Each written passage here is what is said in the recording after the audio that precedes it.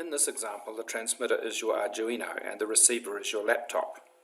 Normally data is transmitted in 8-bit packages called bytes, but in this example we will just use 3 bits of data. The diagram shows that at the start the transmit line is idle. That means its voltage is high, as shown by the red line. When it's ready to transmit a data package, it sends its transmit line low. This is a signal to the receiver to start its stopwatch and to read the incoming data at the times shown by the dotted arrows.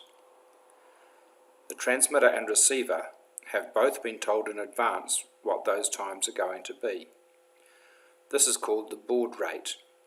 It is set on the Arduino by the serial begin command. The 9600 means it's going to transmit 9600 bits of information each second.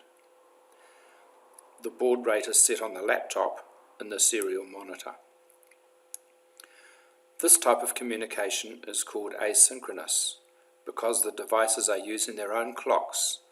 They are not synchronized, i.e. they could be running at slightly different speeds.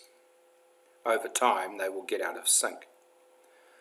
That is why the two clocks are restarted at the beginning of each data package. Then they only have to stay in sync for a few microseconds.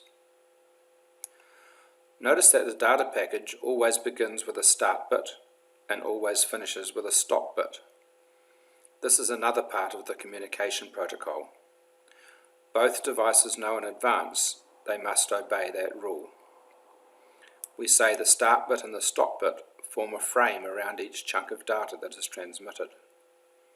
A really basic way of checking that there has not been a transmission error is to check that the frame bits are correct. If the data does not start with a 0 and end with a 1, a framing error is generated.